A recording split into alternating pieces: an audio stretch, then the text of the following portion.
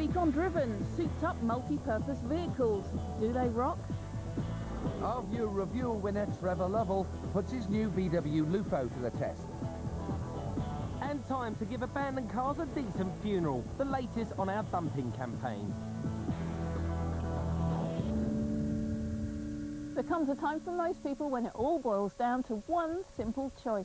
Feckless singledom versus sprogged-up responsibility, when a lot of us get rid of the car and buy an MPV. But for those of you who can't face the thought of a conventional MPV, that's a multi-purpose vehicle to you and me, 3 manufacturers want us to believe there's another way. Vauxhall, Honda and Toyota have added extra oomph to their new MPVs. But can you really have pace with your space? Or are these new performance MPVs a niche too fast? Break it up.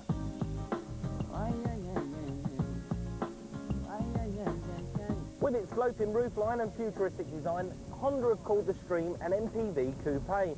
Well, that all sounds kind of good, but does it work? Or is it a case of form over function?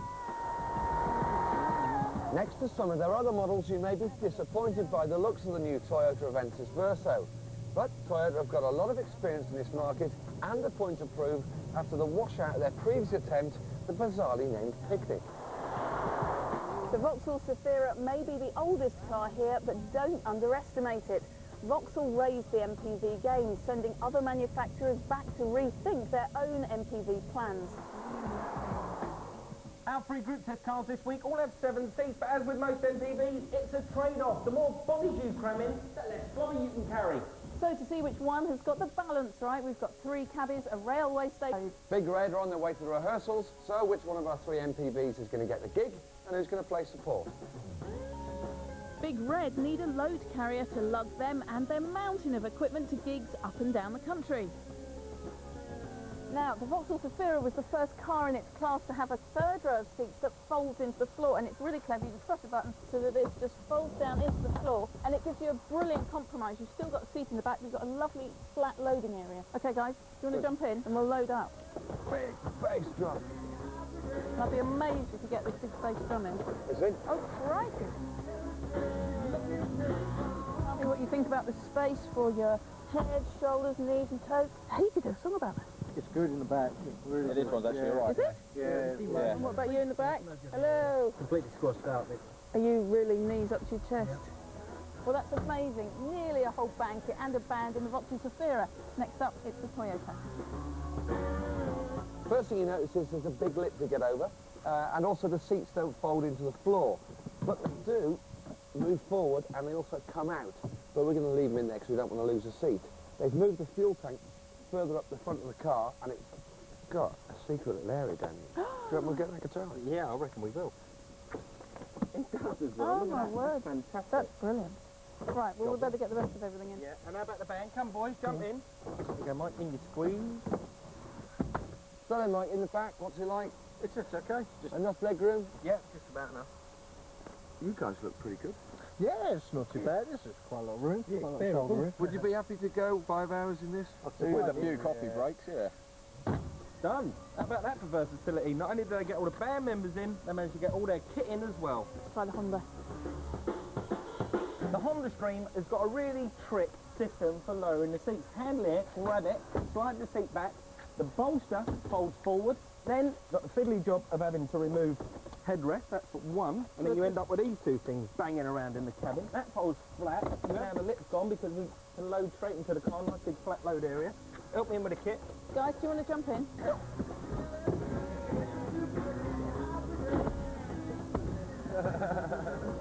You get your elbow out my face. So, the Honda Stream, comfortable for you in the front? It's a little cramped.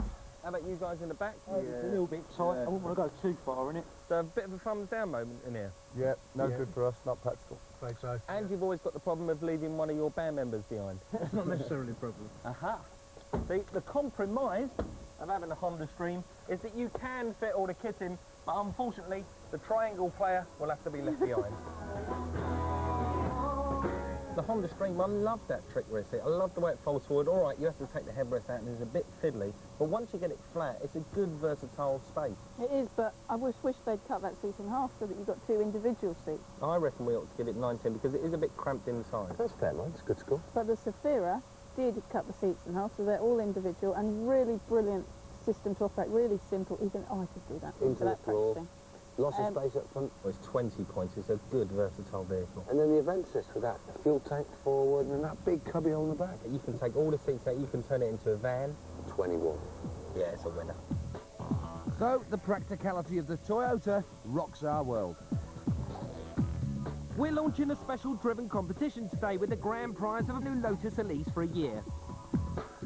All you have to do to go forward for the draw is to predict correctly which car will win this week's Driven 100 by calling 090 1303 1303 before the results are announced at the end of the programme.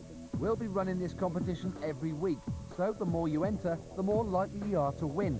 The winner of the Lotus will be chosen after the last programme of the series. And there's a bonus. After each programme, one winner will get a training experience at the Lotus circuit. Phone lines are open now. Call 090 1303 1303. Calls cost 50p.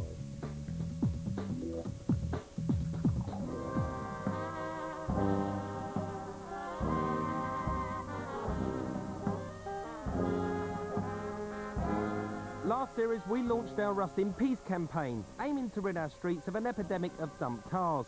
We invited you to get involved by telling us what you think about abandoned vehicles littering the streets in your area. The response was tremendous. Thousands of you told us your stories, and with your help, we compiled a report which we delivered by hand to 10 Downing Street. And in April, the Prime Minister announced the problem will be tackled immediately.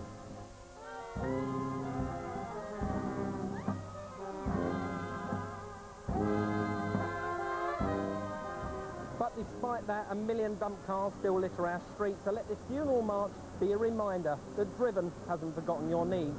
And we won't let the Prime Minister forget until every dump car is dealt with quickly, cleanly and responsibly. The reason that dump cars have become such a common sight on Britain's roads is twofold. Firstly, the price of scrap metal has fallen so low that vehicle dismantlers now charge to dispose of your car. The knock-on effect is that many irresponsible drivers are just leaving their MOT failures at the roadside. Secondly, it's not always easy to tell the difference between an abandoned car and one that's just untaxed. What makes life even harder is that the DVLA deals with untaxed vehicles and the council deals with the abandoned ones. And the red tape that causes ties everyone's hands. Meanwhile, the victims are local residents who can only watch helplessly while abandoned cars are vandalised and scavenged for parts. This is what happened when we filmed just one car over a few nights. But there's a glimmer of hope, and our campaign finally seems to be paying off. Here in Newham, East London, the government have launched a pilot scheme to give the council unprecedented power to target untaxed vehicles. What's new here is the council can tow away untaxed vehicles that were up until now the responsibility of the DVLA, effectively removing potential abandoned vehicles before they become a nuisance. And the scheme's been a big success. Since its launch in April, 2,700 abandoned cars like this one have been dealt with by Newham Council. Cars which would have taken the DVLA months to deal with. The scheme also has the added bonus of sending a clear message out to vehicle tax dodgers. No tax could mean no car outside your house one morning. This scheme is now going nationwide, and the government has pledged to empower councils to remove hazardous abandoned cars within 24 hours. Do you know what? We at Driven should be pretty pleased with ourselves for this victory, but I'm afraid it's still not enough to solve the problem entirely.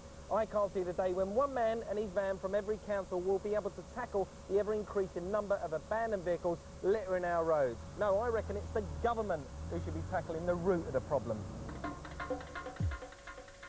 The root of the problem, of course, is the people who dump the cars in the first place. And as the DVLA should have a record of every registered keeper in the country, they should be easy to prosecute, but the law is just not enforced. I want to know why, so I tracked down Transport Secretary Stephen Byers to ask him. We at Driven believe that the changes should be with the owner and the V5 registration document. That's right. There should be penalties imposed or even points on their licence if they don't go through the proper procedure. It is a criminal offence to abandon your own car, but at the moment it's not being enforced. The records aren't good enough, And those are the changes that need to be introduced in the longer term. I've got responsibility for DVLA, it's part of my ministerial responsibilities, and we're looking with them about how we can introduce a far more effective scheme. Why can't we enforce this now? Why have we got to wait? If everything's in place to do it, can't we just get on with it? We want to get every single car with a registered keeper. Now that's going to need enforcement, it's going to need time from police officers, it's going to need all of those resources committed to it. I want to have a proper scheme in place that will deliver that, but I can't promise I'll do it within a month or even 6 months. But we will do it in due course. Well, it all sounds like a load of political spiel to me. He did say he's going to tackle the people that dumped the cars in the first place, but he didn't say when. So don't hold your breath.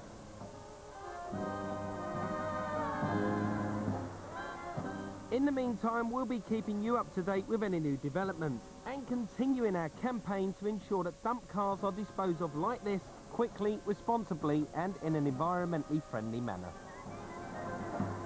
Rust in peace. For more details on our Rust in Peace campaign and to have your say, log on to 4car.co.uk. Now back to our performance MPVs in the Driven 100. Now these cars are meant to have a little bit more get up and go, but as dedicated family transport they've got to be safe and predictable, especially in unexpected situations. We've laid out a course to simulate the kind of hazard you might meet on a typical A road. You know the score, you're on an unfamiliar road when you hit a wet corner, travelling just a little bit too fast. We'll be travelling at 50 miles an hour, but to make the test even harder, we're going to fill up the spare seats with some dollies that we've filled with water, and they're roughly the same weight as the average human being. Go on then, see if you can pick one up. Big lad, isn't He is a big lad. Last year we tried a similar test with basic cut price MPVs without added safety features like ABS and EBD as standard. We were horrified at the results. We're hoping the new and much more expensive generation can do better, but we're not holding our breath. First up for this test is the Honda Stream. Now, officially, I am bricking it. I think you find I'm fine, Mike. Well, it's no secret that I absolutely hate taking these MPV cars fast through corners, so I'm not looking forward to this Now, either. all our cars have front-wheel drive, so we'd expect some understeer through here. Maybe not. Look at all this weight in the back. Right. Whoa, gee whiz. Oh my word. Right, Still, it's well, settled down nicely. we were going in far too fast, but I hit the brake eventually, and it settled up brilliantly. This car has got ABS coupled with EBD, electronic brake distribution. What that does is find the wheel with the most grip and apply its braking force to that wheel, and that obviously has the effect of settling the car up and getting us through nice and smoothly. Jay? No. Silence is golden. Play safe. I must admit, I'm not looking forward to this. It does feel quite rolly initially. Whoa, oh my On the God. anchors, oh my word. Now those brakes are serious. I'll tell you what, looking at your steering wheel and looking at the front of the car, quite a bit of understeer, but dead stable, not much roll. The ABS is ever so good in here. It's really pumping under your foot because you can steer through it, and it actually felt remarkably stable. This car's got ABS, EBD, but it's also got vehicle stability control, which is like traction control, and it sorts the suspension out, settles the car down nicely, and that's why it copes with it.